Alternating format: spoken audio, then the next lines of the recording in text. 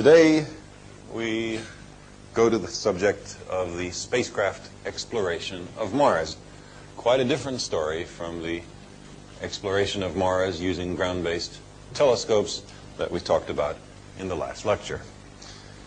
The typical interplanetary spacecraft of the present time is a machine about as big as this lecture table.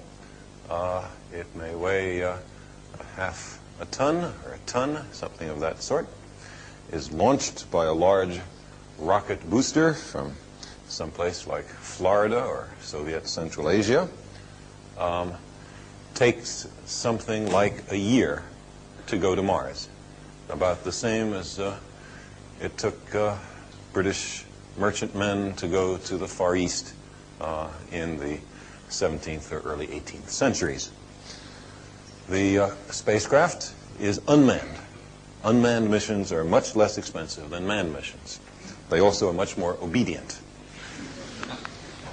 The spacecraft could fly by a planet. It could go into orbit around the planet. It could enter the planetary atmosphere. It could crash into the surface. There are some that are designed to crash. Most are unhappy if they crash. And there are then spacecraft designed to land on the surface of a planet. Mars has seen spacecraft fly by, spacecraft orbit, spacecraft crash, although accidentally, and spacecraft successfully land. Today, I'm going to be talking about the first space missions to fly by and orbit Mars. They were all called Mariner, and you can see there's some hint of that nautical exploratory tradition even in the name of the spacecraft. And the first was called Mariner 4, which went by Mars in 1965. Mariner 6 and 7 went by in 1969.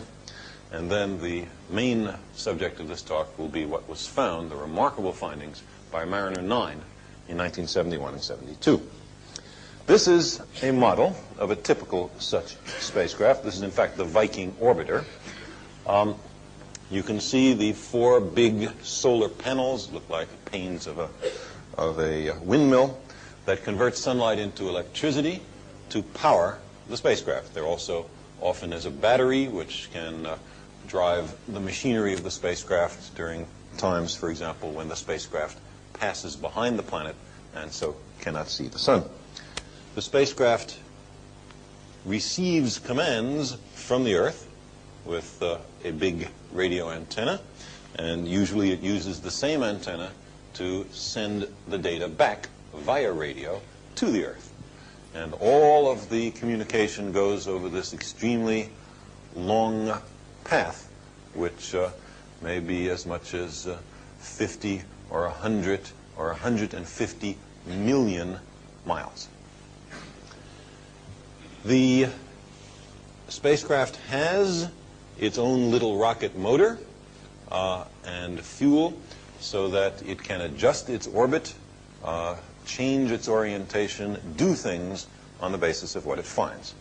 And then, of course, it has science. Here is a scientific payload which can scan. It's called a scanning platform. It has the ability to follow Mars as the spacecraft goes by or orbits the planet. And here you can see two cameras, and there are many other instruments as well. The spacecraft typically could last for at least a year and maybe many years in working mode. The spacecraft is to some degree intelligent. It has a computer on board. It has pre-programmed instructions. It has a long list of stupid things not to do, which it constantly checks out. Am I doing something stupid? Am I doing something stupid? And if it turns out that it is doing something stupid, it often knows how to correct that error. The computer can be reprogrammed from Earth so that the controllers on the Earth can decide to do something different. The controllers are in a large room in the United States at the Jet Propulsion Laboratory in Pasadena, California. And looking continuously at reports from the spacecraft about its internal health, how well it's doing, if any parts are failing, if it has enough power, if the temperature is right, and so on. And commands are sent from this command center. The commands go via land lines to a large radio telescope. This one is in the Mojave Desert in Goldstone, California. It is 85 feet in diameter, and it will send a coded radio message to the spacecraft at Mars. And the spacecraft knows how to read and interpret that information. Likewise, when the data is sent back, which it is on a regular basis, it is sent back to such a radio telescope, which then sends it to the scientists that are waiting in Pasadena for the data. There are such radio telescopes for the United States, not just in California, but also one in Spain and one in Australia, so that as the Earth turns, there is always a radio telescope pointing towards Mars to be able to get the data.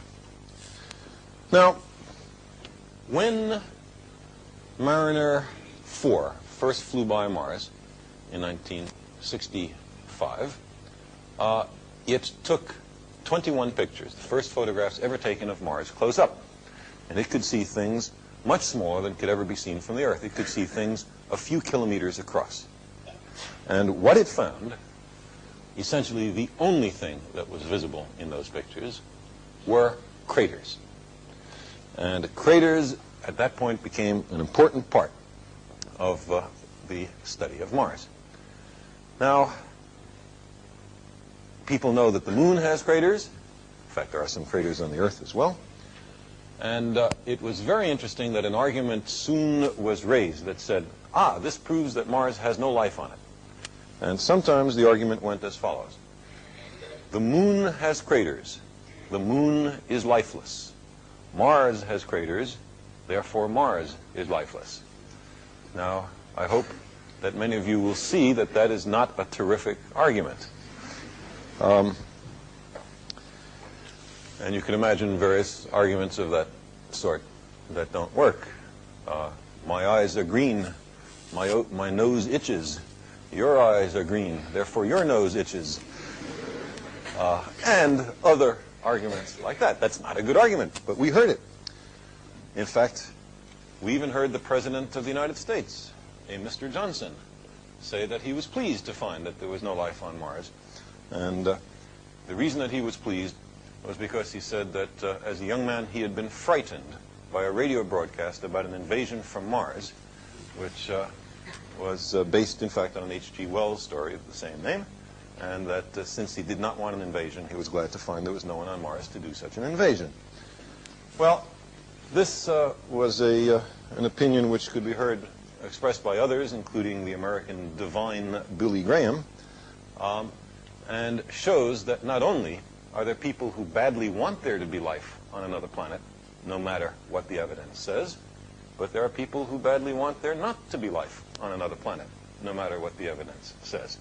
And the proper posture of a scientist, I believe, is to find out what's really there, independent of what people want. What we wish to be true is one thing, and it's important for our motivations. But what is out there may be quite a different thing. And it is always, I believe, important to be humble and open and questing in face of the truth. Now, the whole question of craters is an interesting one. What are the craters and how do they get made? We know that there are a large number of craters, let's say, on the moon. I'm going to come around here, and for a reason which you will shortly